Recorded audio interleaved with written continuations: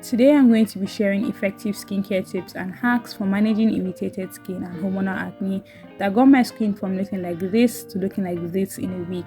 But first off, let's talk about the causes. There are a lot of things that can make your skin become irritated. Some of them could be applying skincare products with dirty hands, sleeping on dirty pillowcases or bed sheets, using a lot of active ingredients in your skincare routine. And active ingredients could be things that are targeted towards acne or hyperpigmentation, for example, salicylic acid, tranexamic acid, benzoyl peroxide, even retinol. Whenever you want to introduce new products, especially active ingredients, always do a patch test and always introduce them one at a time. For instance, if you want to introduce a new serum, for instance, maybe a salicylic acid serum or a niacinamide serum, right? I would always recommend that you watch your skin for 2 to 3 weeks just to see how your skin is reacting to the serum, because skincare is very subjective. It's not going to work for everyone. There's some amazing products out there that did not work for me. There's some amazing products I recommend to people and it doesn't work for them. It doesn't mean the product is bad, it just means it didn't work for them. So always make sure to always patch test and also give yourself some time. 2 to 3 months is more than enough time to say, okay, this is not working. Next. And it's very normal to have irritated skin. Sometimes we don't rotate our products enough. Sometimes we are not as consistent as we need to be, and that's okay. And hormonal acne is very common, especially if you are a lady, for instance, when your period is close. And another thing is stress pimples. Stress acne is so common, especially when you have been stressing yourself for so long. They typically appear around the forehead region. That's where stress pimples appear. So if you have been going through a lot of stress, maybe you have exams, stress at work, stress from living in a particular city or place you're living at, you might want to cut back and just prioritize rest, because rest is so important in helping your skin rejuvenate itself and get back to its original or normal rhythm. Now let's get into that skincare routine. First off, you're going to want to wash your hand. Prep your hands just to prep your skin. We're going to be with a very light and gentle cleanser. This cleanser contains apricot and vitamin C. It's very brightening and it helps to cleanse your skin without drying it out. It's suitable for all skin types. Look at that instant glow. Like vitamin C, anything with citric acid just brightens the skin. Then I'm going to go in with a moisturizing cream. This is from Bunny Cream. This one is specifically for dry and irritated skin. I like to massage it lightly into my skin. Also, it's for all skin types. Just basically be generous with it. I like to leave a little bit of the cream on my face, just allow it sink in and so on. Now, if my skin wasn't irritated, I would have gone in with your skin mattifying clay face mask, and this contains salicylic acid.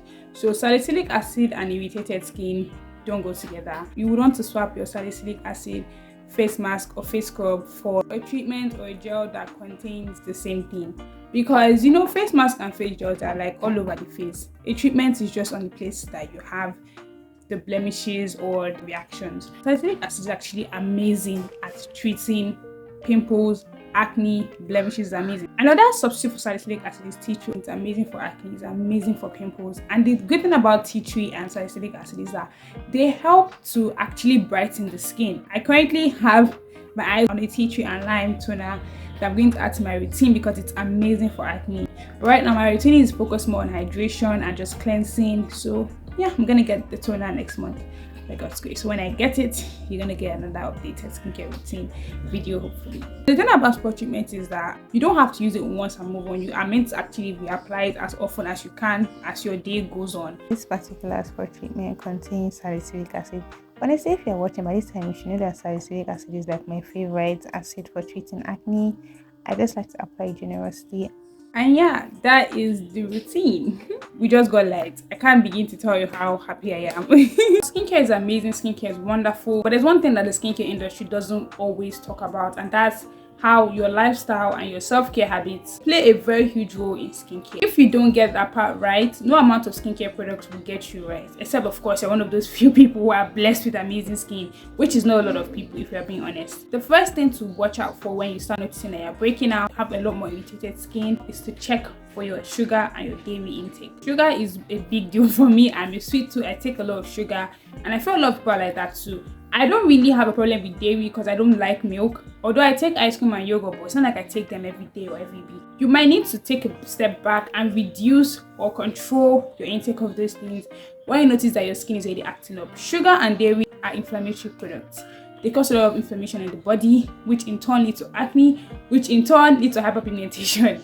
Like, it's like a never-ending cycle. For instance, last week I started noticing some flare-ups a lot more than usual, and the first thing I did was to cut back on my sugar, and I followed up with my treatment and sunscreen and moisturizing. My skin has gotten a lot better. The second thing here is stress management and lack of sleep. My exam lasted for I think about 3 weeks, and during those 3 weeks I wouldn't say I had little to no sleep. I would just say that I was stressed. So because of that, I decided to take Friday to Sunday to just recharge, because the thing is that when your inside is going through a lot, when your mental is going through a lot, it will show on your skin. Now, another thing would be a balanced diet. If we're being honest, a lot of people don't eat a balanced diet, or maybe they don't just have the time or the resources to constantly eat vegetables and this and that, which is another reason why you might also want to consider adding a supplement to your diet. Supplements are very, very great, but the thing here is that you have to be very strategic. What supplements are you using? What are you using it for? Why are you using the supplements?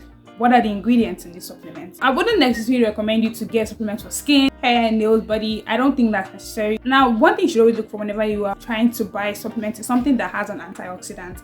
Antioxidants are so important. We have antioxidants in skincare. Vitamin C is an antioxidant.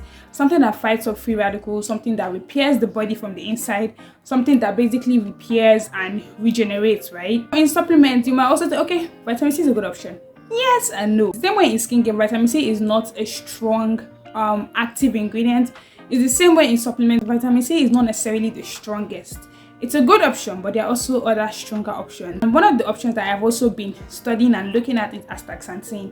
Astaxanthin is an antioxidant gotten from crabs, seashells, and all of that stuff. It's a purple pigmented nutrient that is, I think, 3,000 times stronger than vitamin C. Like, you can literally do your research online. Astaxanthin, amazing antioxidant. The great thing is I actually already know a supplement like that, and that is the Wellness Woman or the Wellness Man pack. These 2 packs contain astaxanthin and bilberry extract and omega-3. These are amazing, not just for your inside but also for your skin. And when you have a good gut health, you're gonna have good skin health. So that's another supplement. If you're willing to try it, it's linked in my bio as well. And another thing that is also added to the list is people who smoke or people who basically take drugs. It will impact your skin, it will dry out your skin, it will give you breakouts. So if you smoke, find a good balance between the two so that it doesn't negatively impact your skin and your mental health. Last but not the least is regular exercise. Now, I actually fall short in exercising. I don't exercise as much. I don't move my body as often as I should. I started doing this one thing, which is basically going for evening walks. Walking is so important. It's very free, it's cheap, it's low cost. Last but not the least, SPF. Sunscreen is so important if you want to maintain your skin's radiance and just to protect it from the harmful rays of the sun. Sunscreen is like the last step in every skincare routine. I just had to blend mine out, apply it on my face, my neck, and my ears, and also on my eyes. Just blend that out quickly, nicely, and yeah, this is how it looks. Last but not least, we're going to top off with a little bit of lip balm.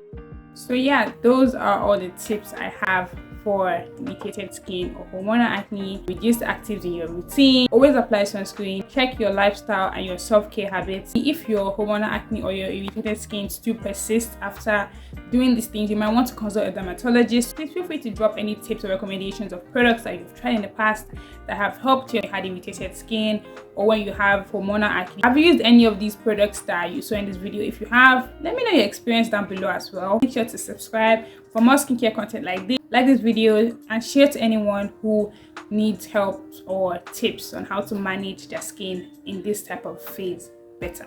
That will be all for today. You can follow me on my other social media handles so that we can connect more when I'm not on YouTube. I'll see you guys in another video. Bye.